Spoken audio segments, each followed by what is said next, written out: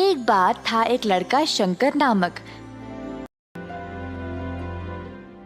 जो अपनी माँ सबिता और बहन गुनिया के साथ थारेश्वर के गांव में रहता था। शंकर के पिताजी का देहांत उसके बचपन में ही हो चुका था। तब से शंकर की माँ ने ही घर के लिए पैसे कमाने की जिम्मेदारी उठाई। सबिता ने बहुत मेहनत की अपने बच्चों का पालन पोषण करने के लिए। पैसों की कमी की वजह से शंकर ने स्कूल छोड़ दिया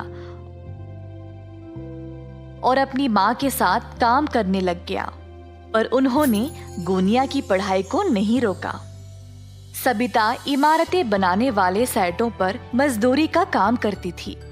शंकर भी जो अपनी माँ के साथ काम पे जाने लगा, उसने देखा कि ये माहौल कुछ अलग और अनोखा था।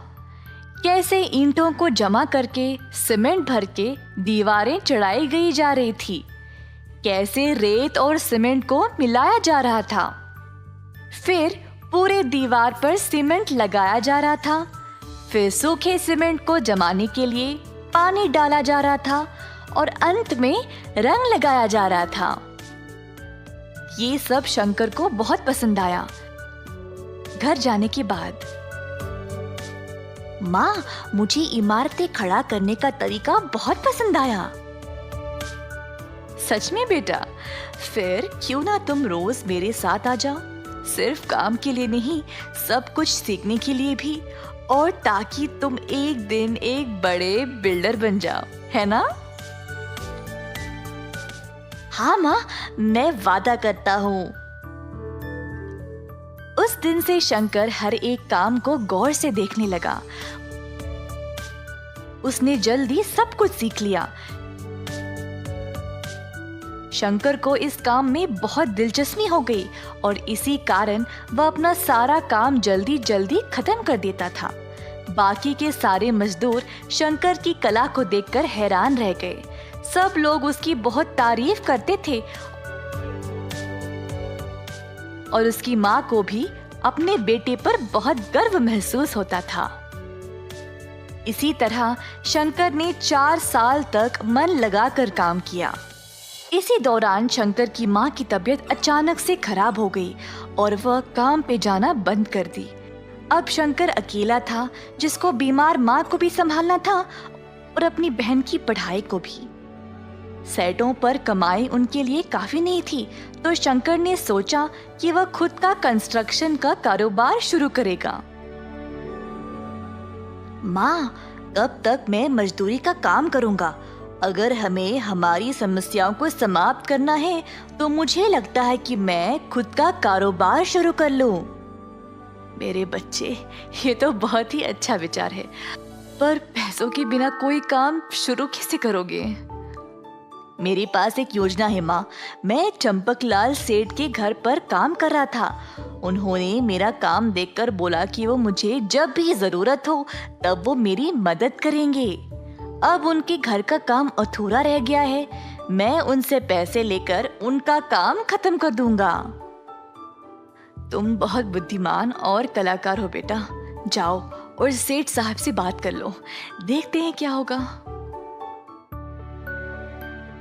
शंकर चंपकलाल के पास जाकर अपनी योजना के बारे में उनको बोलता है। अरे बेटा, इतनी कम उम्र में तुम्हें बहुत कुछ सहना पड़ रहा है। मैं तुम्हारी मदद जरूर करूंगा, पर ऐसे काम करने के लिए तुम्हें कम से कम 10 बंदों की जरूरत है। तुम कहाँ से ले आओगे? सर जी, मैं कुछ लोगों को जानता हूँ, एकदम सही काम करते हैं और ईमानदारी से, वो भी कम पैसों में। आजकल ऐसे लोग कहाँ पे मिलेंगे शंकर? मैं और मेरी दोस्त बहुत सालों से मजदूरी का काम कर रहे हैं साहब। हम दिन भर काम करके भी ये लालची बिल्डर लोग हमें ठीक से पैसे नहीं देते थे। ऐसा बहुत सारे लोग ठोकर खा रहे हैं सर जी। अगर मैं उनसे बात करूंगा तो हम जरूर एक साथ हाथ जोड़कर काम कर सकते हैं। ये सब तो ठीक है बेटा, पर किसके घर पे काम शुरू करोगे? सर जी, आपका काम भी तो कब से रुका पड़ा है। मैं आपके घर पर काम शुरू करूंगा। मैं आपके घर का काम देखते ही देखते खत्म कर दूंगा, देख लेना। ठीक है बेटा, जाओ और भगवान का नाम लेकर ये शुभ काम शुरू करो।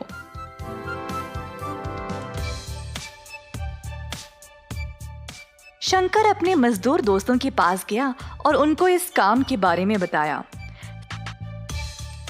सारे दोस्त इस विचार से खुश थे और तुरंत शंकर ने उनको काम के लिए पैसे भी दे दिए। अगले दिन से सबको काम पे लगना था। अगले दिन शंकर के दोस्त आए अपना अपना सामान लेकर। शंकर ने बचे हुए पैसों के साथ बाकी का सामान लाया, जैसे कि सीमेंट, रेत वगैरह। मजदूर पहुंचने से पहले ही उसने सारा माल और सामान तैयार रखा। सब लोग इस नए काम को लेकर बहुत खुश थे। क्योंकि सब जवान थे, वह काम भी जल्दी जल्दी खत्म करने लगे। शंकर बाकियों को सही दिशा दिखा रहा था काम करने का, और देखते ही देखते 2 महीनों के अंदर सारा घर तैयार हो गया। चंपकलाल का ये नया घर देखकर सब लोग हैरान रह गए। शंकर के पहले मालिक भी ये काम देखकर आश्चर्यचकित रह गए कि उसने इतना अच्छा मकान बनाया। चंपकलाल सेठ का घर देखकर अब बाकी के लोग भी अपने अपने मकान बनवाने के लिए शंकर को बुलाने लगे।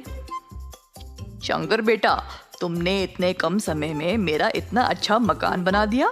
वाकई में लाजवाब काम किया तुमने। सेठ साहब ने फिर शंकर को अपने काम के लिए अच्छा खासा पैसा भी दे दिया। पैसों के साथ उसने अपनी माँ की सेहत का ख्याल रखा और अपनी बहन को बेहतर स्कूल में डाला। उसने खुद के परिवार के लिए भी मकान बनवा लिया। 18 वर्ष के अंदर अंदर शंकर ने कई प्रकार के लोगों से काम कर लिया।